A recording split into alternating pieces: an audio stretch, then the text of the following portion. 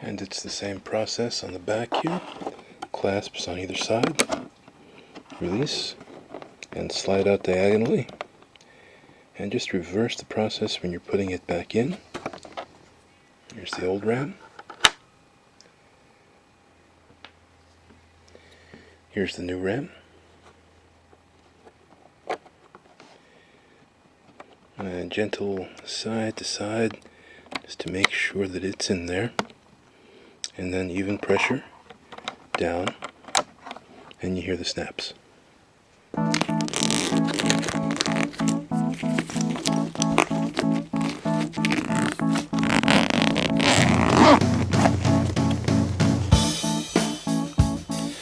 Technology moves by so quickly. Let's talk about one of the forgotten workhorses of technology. That's DDR2 RAM. Now, it's still common in some netbooks that aren't quite new today, and they still sell kits for it. As a matter of fact, it's really come down in price. So I got a couple of kits for pretty cheap.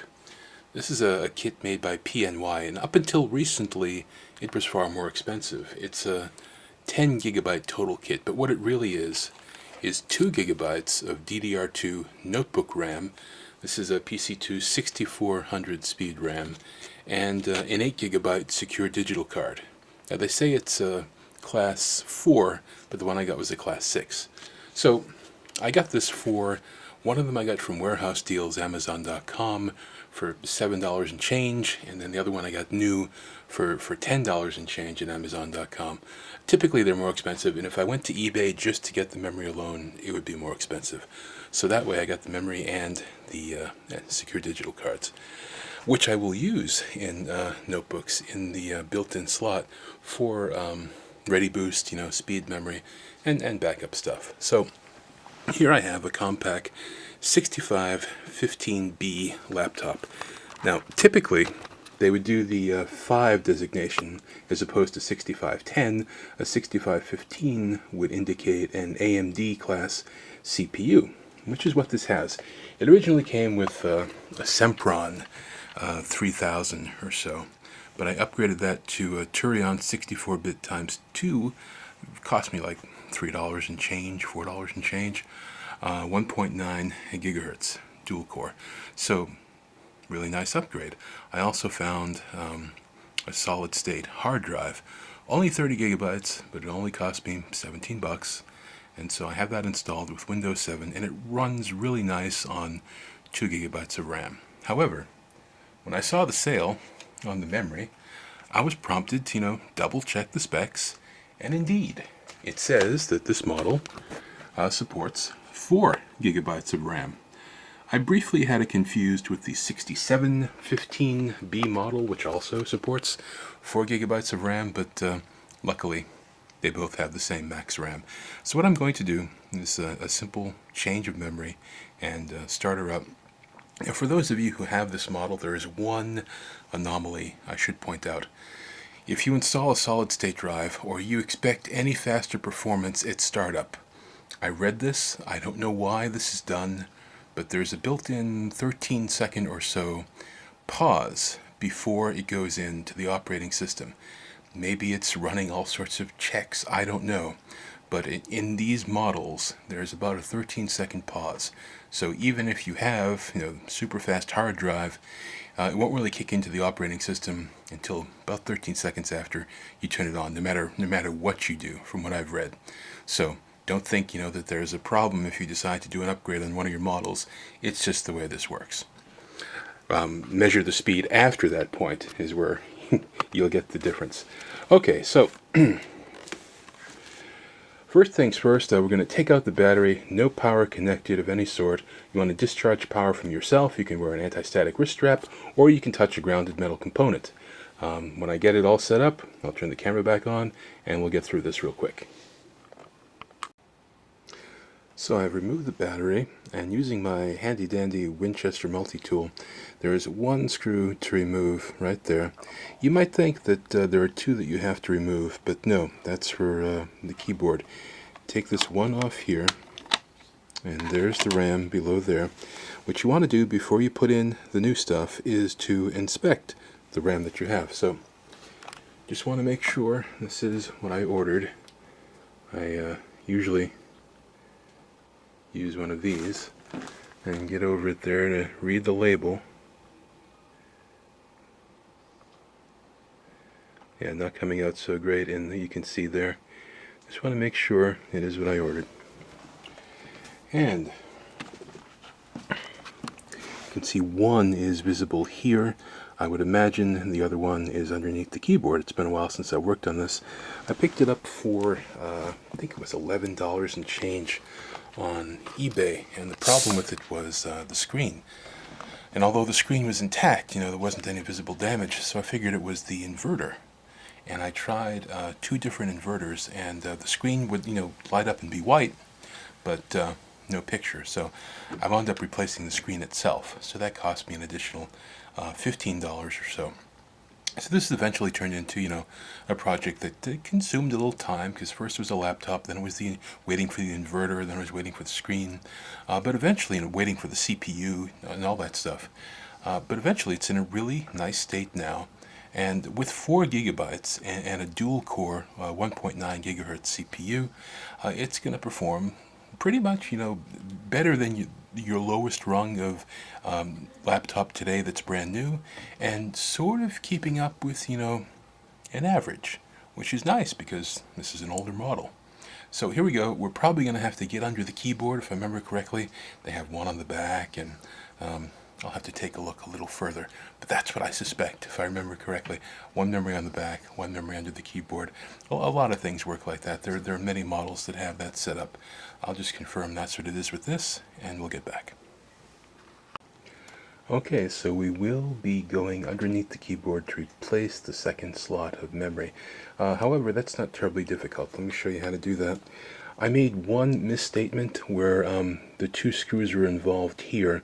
I said that the one on the left was probably for loosening the keyboard. However, it's for loosening the optical drive on the side here. We already did one for the keyboard, and there's 2 more. One up here and one over here. So I switched to a little magnetized tool that will allow me to extract these easier. Do they pull out? They might not even pull out. Yeah, there's some resistance there. I think these might possibly be designed to stay in with like a little nub. Yeah, because this is a magnetized Phillips head, and they are not coming out. So what I'll do is I'll just put a little piece of tape over the screws that I've loosened, so that when I turn it over, there's no chance that they're going to fall on the floor and I'm going to lose them. So keyboard removal on these models is really easy compared to other models.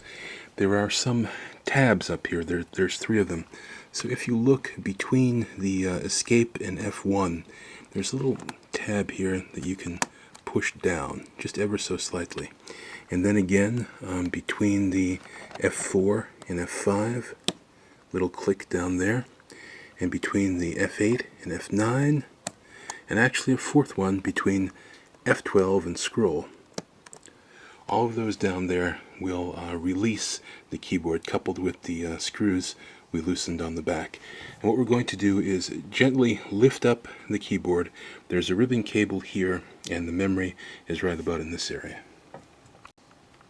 So I've been very gently getting this up, and here's another little tip for you. If it ever seems resistant and you're having any trouble, go ahead and loosen another screw or 2 on back, because I wasn't sure.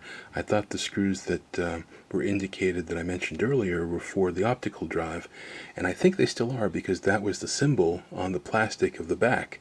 However, when this was a little recalcitrant and coming up, I went ahead and I loosened that, and a little more gentle prodding got this up here. However, I don't think it was necessarily related to that. I just think that I took an extra step and was extra careful. So underneath there's the hidden RAM we want to work at, and these will have clasps on either side that let you release, and they'll go in at a diagonal and clasp down. You should hear a little snap when the clasps take effect again, and hopefully start this up, and 4 gigabytes. So release the old RAM. I'm lifting it out on the diagonal. And it's the same process on the back here. Clasps on either side.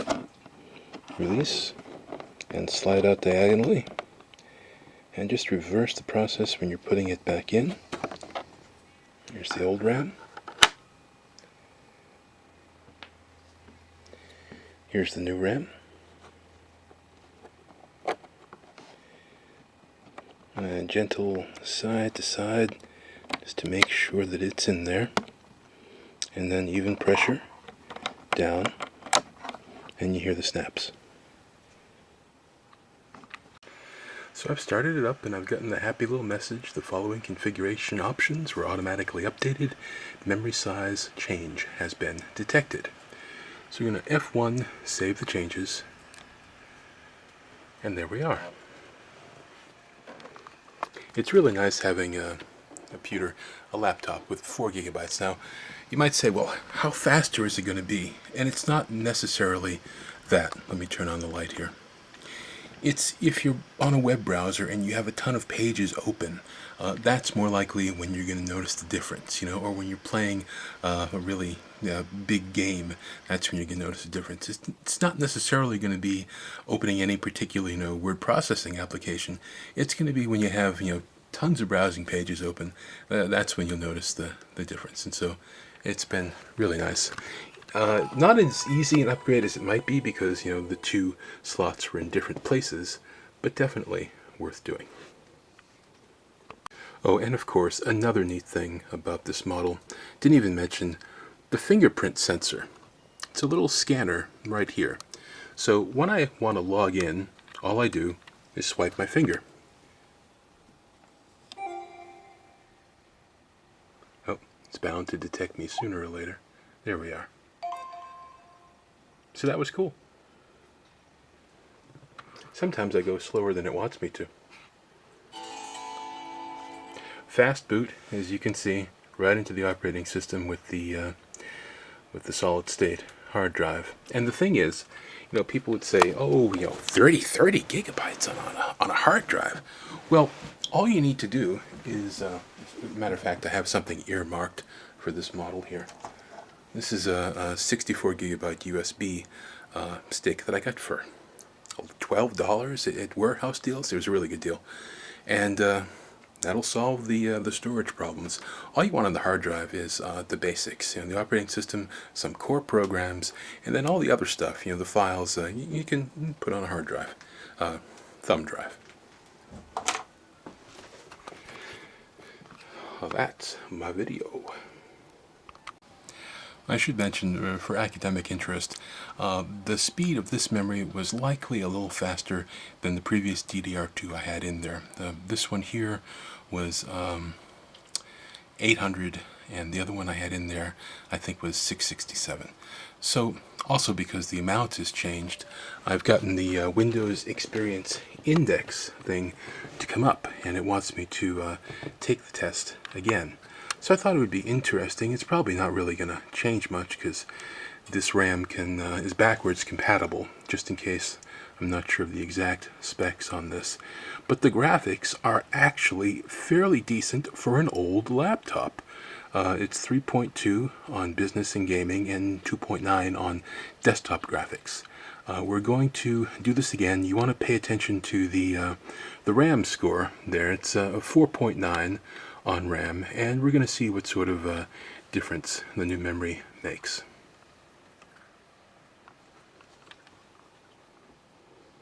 Take a minute, and maybe it won't take quite as long with the solid state drive, and it won't. Look at that. The memory went from 4.9 to 5.9. That's pretty cool. So it is a faster memory, and the computer was able to handle the faster grade of DDR2. So this is a nice little laptop. And I pretty much, put it together from a very non-working state, and I'm pleased. So that's the video.